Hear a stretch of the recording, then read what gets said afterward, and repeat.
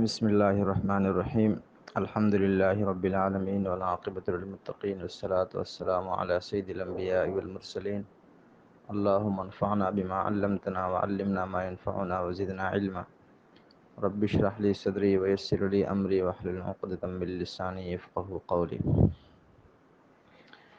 الحمدللہ، ترجمہ اور تفسیر کے سبق میں آج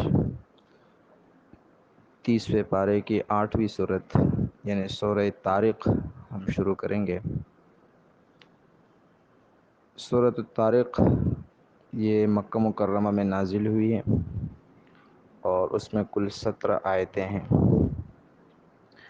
سابقہ صورت سورۃ البروج اور اس صورت کے درمیان میں مناسبت اور ربط یہ بالکل واضح ہیں۔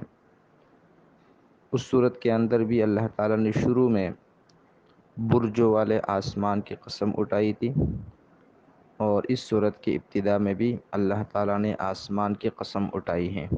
ایک مناسبت تو دونوں صورتوں میں یہ ہے۔ اسی طرح پچھلی صورت کے اندر بھی اللہ تعالیٰ نے اپنی صفات بیان کرتے ہوئے فرمایا تھا کہ انہو ہوا یبدئ و یعید، کہ اللہ ہی وہ ذات ہے جس نے پہلی دفعہ پیدا کیا ہے اور وہی دوبارہ بھی زندہ کرے گا۔ تو گیا اللہ تعالیٰ کے صفت خلق کا بیان تھا، اور اسی طریقے سے مرنے کے بعد دوبارہ پیدا کرنے کا بیان تھا۔ اسی طرح اس صورت کے اندر بھی اللہ تعالیٰ نے فرمایا کہ اللہ وہ ذات ہے جس نے انسان کو ایک اچھلتے ہوئے پانی سے پیدا کیا ہے، اور وہی ذات اس کو دوبارہ لٹانے پر بھی قادر ہے۔ تو گویا اس صورت کے اندر بھی ان دونوں عقیدوں کا بیان ہے۔ باقی پچھلی صورت کی طرح اس صورت کا بھی ایک شان نزول ہے کہ یہ صورت کس موقع پر اور کیوں نازل ہوئی۔ تو مفسرین نے لکھا ہے کہ ہجرت سے پہلے مکہ مکرمہ کے اندر ایک دن نبی کریم صلی اللہ علیہ وسلم کے چاچا ابو طالب آپ علیہ الصلاۃ والسلام کے پاس تشریف لائیں، تو آپ علیہ الصلاۃ والسلام نے دودھ اور روٹی سے ان کے تواضع فرمائی۔ آپ اور آپ کے چچا بیٹھ کے کھانا کھا رہے تھے کہ آسمان سے ایک تارا ٹوٹا اور وہ زمین کے اتنے قریب پہنچ گیا کہ گھر کے اندر ہر چیز روشن ہو گئی۔ ابو طالب یہ منظر دیکھ کر گھبرا کر کھڑے ہوئے اور حضور اکرم صلی اللہ علیہ وسلم سے پوچھا کہ کیا چیز ہے۔ تو آپ علیہ الصلاۃ والسلام نے فرمایا کہ یہ ایک تارا ہے جو فرشتے آسمان کے حفاظت کے لیے شیاطین کو مارتے رہتے ہیں، اور یہ اللہ تعالیٰ کی قدرت کی ایک نشانی ہے۔ ابو طالب کو اس پر تعجب تو بہت ہوا، لیکن پھر خاموش ہو کر بیٹھ گئے۔ تو اس موقع پر جبرائیل امین یہ صورت لے کر آئے نازل ہوئے، اور اس صورت کے اندر اس بات کی طرف اشارہ کیا گیا ہے کہ انسان کو اللہ تعالیٰ کی قدرت کی نشانیوں کے اندر غور اور فکر کر کے سیدھے راستے یعنی اسلام کی طرف آنا چاہیے، کیونکہ آسمان اپنی جسامت کے اعتبار سے ایک معمولی انسان سے بہت بڑا ہے، لیکن اس آسمان کو بھی حفاظت کی ضرورت ہے، اور اللہ تعالیٰ فرشتوں سے اس کی حفاظت کرتا رہتا ہے۔ تو جو انسان ہے وہ اپنے حفاظت کا زیادہ محتاج ہے، اور اسی وجہ سے انسان کو اپنی خلقت پر، اپنے زندگی پر غور اور فکر کر کے اسلام کی طرف آنا چاہیے۔ تو یہ اس صورت کے حوالے سے شان نزول بیان کیا جاتا ہے، مفسرین اس کو بیان کرتے ہیں۔ باقی اس صورت کے اندر کون کون سے مضامین ہیں، تو صورت کی ابتدا میں اللہ تعالیٰ نے آسمان کی اور رات میں آنے والے ستارے کی قسم اٹھائی ہے، اور اس کے بعد اللہ تعالیٰ نے انسان کو اس بات کی دعوت دی ہے کہ انسان کو اپنے خلقت، اپنے پیدائش پر غور و فکر کرنا چاہیے کہ انسان اس دنیا کے اندر کس طریقے سے آیا اور کس چیز سے بن کر آیا۔ اور یہ نہیں ہے کہ صرف اللہ انسان کو بغیر نمونے کے، بغیر کسی سانچے کے پیدا کرنے پر قادر ہے، بلکہ وہی اللہ اسی انسان کو دوبارہ اٹھانے پر اور دوبارہ زندہ کرنے پر بھی قادر ہے۔ اس کے بعد قیامت کے کچھ حالات کا ذکر ہے کہ قیامت کا دن وہ دن ہوگا کہ جس دن سارے راز اور سارے خفیہ چالیں کھل جائے گی، اور انسان کے سارے اعمال سامنے آ جائیں گے، تو یہ وہ دن ہوگا جہاں انسان نہ خود اپنے آپ کو بچا سکے گا اور نہ اس کو بچانے کے لیے کوئی مددگار آئے گا۔ اور سورت کے آخر میں اللہ تعالیٰ نے دوبارہ آسمان کی اور زمین کی قسم اٹھا کر قرآن کریم کی حقانیت کو، اس کے سچے ہونے کو ثابت کیا ہے۔ اور یہ جو کفار اور مشرکین ہیں، تو اللہ نے اپنے پیغمبر کو حکم دیے ہے کہ آپ ان کو مہلت دے دیجئے، اور باقی ان سے نمٹنا اور ان کو جو ہے نا ان کے اعمال کا بدلہ دینا وہ اللہ کا کام ہے۔ اعوذ باللہ من الشیطان الرجیم، بسم اللہ الرحمن الرحیم۔ والسماء والطارق، قسم ہے آسمان کی اور رات میں آنے والے کی۔ طارق رات میں آنے والے کو کہا جاتا ہے، چاہے وہ مخلوق ہو، چاہے انسان ہو، چاہے کوئی تارہ ہو۔ وما ادراک ما الطارق، اور آپ کو کیا معلوم کہ رات میں آنے والا کیا ہے؟ آگے خود اس سوال کا جواب اللہ نے دیے ہے، النجم الثاقب، وہ ایک روشن ستارہ ہے۔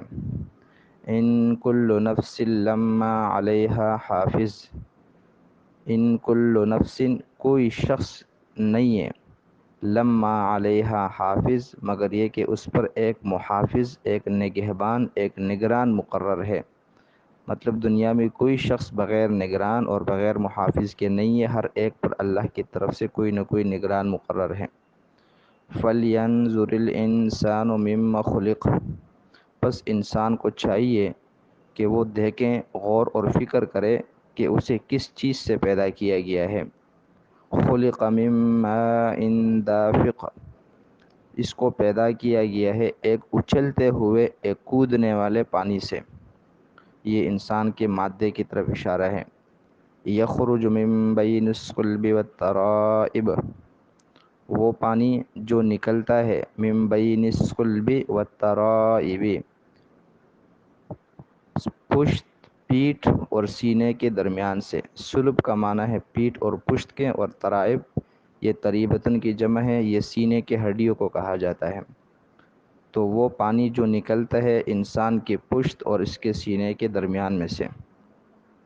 انہ علی رجعہ لقادر، بے شک وہی ذات وہ قادر ہے اس کو دوبارہ لوٹانے پر، یعنی اس انسان کو دوبارہ پیدا کرنے پر قادر ہے۔ یوم تبل السرائر، اس دن جس دن سارے کے سارے راز کھول دیے جائیں گے۔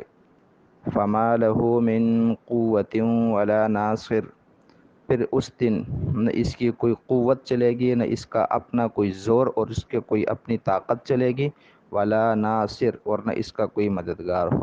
والسماء ذات الرجع، قسم ہے بارش والے آسمان کی۔ رجع کا معنی ویسے لوٹنے کے ہیں، چونکہ بارش بھی بار بار لوٹ کر آتی ہے، اس لیے ایک معنی مفسرین نے اس کا یہی لکھا ہے کہ والسماء ذات الرجع، قسم ہے بارش والے آسمان کی۔ والارض ذات الصدع، اور قسم ہے زمین کی جو پھٹنے والی ہے، قسم ہے پھٹنے والی زمین کی۔ زمین پھٹتی ہیں، نباتات بھی نکلتے ہیں، درخت بھی نکلتے ہیں، کھیتیاں بھی نکلتی ہیں، اور قیامت کے دن مردے بھی اسی زمین سے نکلیں گے۔ انہ لقول فصل، بے شک یہ قرآن کریم ایک فیصلہ کن کلام ہے، فیصلہ کرنے والا کلام ہے۔ وما هو بالہزل، اور یہ کوئی لا یعنی اور مذاق نہیں ہے۔ انہم یکیدون کیدا، یقیناً یہ کفار یکیدون کیدا، تدبیر کرتے ہیں، تدبیر کرنا، یعنی یہ مختلف تدبیریں کرتے ہیں، مکر و فریب کرتے ہیں۔ وَأَكِيدُ کیدا، اللہ فرماتے ہیں میں بھی ان کے تدبیروں کے مقابلے میں تدبیر کرتا رہتا ہوں، یعنی ان کے تدبیروں کو توڑتا رہتا ہوں۔ تو پس اے پیغمبر فَمَهِّلِ الْكَافِرِينَ، آپ مہلت دیجئے ان کفار کو، امہلہم رویدا، ان کو مہلت دیجئے رویدا، تھوڑی سی مہلت۔ ان آیت کے اندر شروع میں اللہ تعالیٰ نے آسمان اور زمین کی قسم اٹھائی ہے۔ اس کی وجہ یہ ہے کہ پچھلی دو آیتوں کے اندر اللہ نے فرمایا تھا کہ انہ علی رجعہ لقادر، اللہ تعالیٰ انسان کو مرنے کے بعد دوبارہ پیدا کرنے پر قادر ہے، اور اس کے بعد فرمایا تھا یوم تبل السرائر، کہ جس دن سارے راز کھول دیے جائیں گے۔ تو یہ دو عقیدے اس سے ثابت ہوئے تھے۔ ایک عقیدہ مرنے کے بعد دوبارہ زندہ ہونے کا، اور دوسرا عقیدہ قیامت کے دن سارے کے سارے اعمال کے حساب کتاب کا۔ تو اللہ تعالیٰ نے آسمان اور زمین کی قسم اٹھا کر ان دونوں عقائد کی ایک ظاہری مثال دی ہے، جو ہر انسان کے مشاہدے میں بھی آ سکے۔ جیسے مثال کے طور پر ہم بارش کو دیکھتے ہیں، بارش کبھی آتی ہے، کبھی رکتی ہے، کبھی سال میں کئی دفعہ ہو جاتی ہے۔ اسی طریقے سے آسمان کے نیچے جو بادل ہیں، یہ نیچے آتے ہیں، سمندروں سے بخارات اٹھاتے ہیں، اوپر لے جاتے ہیں، اور پھر بارش کی صورت میں برسا دیتے ہیں۔ یہ ہم سب کی آنکھوں دیکھا حال ہے، ہمارا روز صبح شام کا مشاہدہ ہے۔ تو جس طرح اللہ تعالیٰ اس طرح اس پانی کو اوپر لے جانے اور اوپر سے دوبارہ نیچے برسانے پر قادر ہے، ایسے اللہ انسانوں کو دوبارہ پیدا کرنے پر بھی قادر ہے۔ دوسری قسم ہے کہ زمین پٹنے والی زمین کی قسم۔ تو جس طرح ہم دیکھتے ہیں کہ زمین کے اندر فصل ڈالی جاتی ہیں، دانے ڈالے جاتے ہیں، اور پھر وہ دانے زمین کو پہاڑ کر اوپر کی طرف نکلتے ہیں، وہ کھیتی کی صورت میں ہوں، پھلوں کی صورت میں ہوں، درختوں کی صورت میں ہو۔ تو اسی طرح ایک دن اللہ تعالیٰ اسی زمین کو پہاڑ کر اس کے اندر جو مردے ہیں ان کو باہر نکالے گا، اور پھر ان کا حساب کتاب ہوگا۔ آگے اللہ تعالیٰ نے قرآن کی حقانیت کو بیان فرمایا کہ قرآن کریم ایک فیصلہ کن کلام ہے، یعنی یہ حق اور باطل کے درمیان میں فیصلہ کرتا ہے، اور یہ فیصلہ دنیا کے اندر بھی اس پر کیا جاتا ہے، اور آخرت کے اندر بھی یہ قرآن کریم کفار اور مسلمانوں کے درمیان میں فیصلہ کرے گا۔ اسی طرح اپنے حقوق کا خیال رکھنے والے اور نہ رکھنے والوں کے درمیان بھی فیصلہ کرے گا۔ وما هو بالهزل، اور یہ کوئی مذاق نہیں ہے، یعنی یہ کوئی ایسا کلام نہیں ہے کہ اس پر ہنسا جائے، اس کا مذاق اڑایا جائے، بلکہ یہ تو قابل توجہ اور قابل غور اور فکر کلام ہے۔ آگے اللہ نے فرمایا اپنے پیغمبر سے کہ انہم یکیدون کیدا، یہ کفار مکہ یہ مختلف قسم کی تدبیریں کرتے ہیں، مختلف قسم کے مکر و فریب کرتے ہیں۔ کیا مطلب ہے مکر و فریب کا؟ یعنی یہ بظاہر آپ کے سامنے آ کر کلمہ پڑھتے ہیں، لیکن حقیقت میں ان کی دلوں میں انہوں نے کفر چھپائے ہوا ہے۔ تو مکر و فریب سے یا تو ان کی منافقت مراد ہے، یا پھر اللہ کے رسول اور صحابہ اور مسلمانوں کے خلاف جو صبح اور شام سازشیں کرتے تھے، یا پھر وہ سازشیں مراد ہیں جن کو اللہ نے یہاں پر مکر و فریب سے تعبیر کیا ہے۔ آگے اللہ نے اپنے پیغمبر کو تسلی دی ہے، اور ساتھ ساتھ کفار مشرکین کو تنبیہ دی ہے کہ فَمَهِّلِ الْكَافِرِينَ أَمْهِلْهُمْ رُوَيْدًا، آپ ان کو تھوڑے سے مہلت دے دیجئے، آپ ان کی اذیتوں سے، ان کی تکالیف سے، ان کے تنگ کرنے سے پریشان نہ ہو، ان کو تھوڑی سی چھوٹ دے دیجئے، ان کے ایک دن پکڑ ہو جائے گی۔ اور پھر دنیا نے، تاریخ نے وہ منظر بھی دیکھا جب مدینہ منورہ ہجرت ہو جانے کے بعد انہی مسلمانوں کے ہاتھوں سے اللہ تعالیٰ نے مختلف غزوات کے اندر اور مختلف جنگوں کے اندر ان کفار کو ہلاکت کے مقام تک پہنچایا، کبھی بدر کے میدان میں، کبھی احد کے میدان میں، کبھی خندق کے میدان میں۔ تو لہٰذا فَمَهِّلِ الْكَافِرِينَ أَمْهِلْهُمْ رُوَيْدًا ایک اعتبار سے مسلمانوں کے لیے تسلی کا سامان ہے، اور ایک اعتبار سے مشرکین اور کفار کے لیے دھمکی ہے۔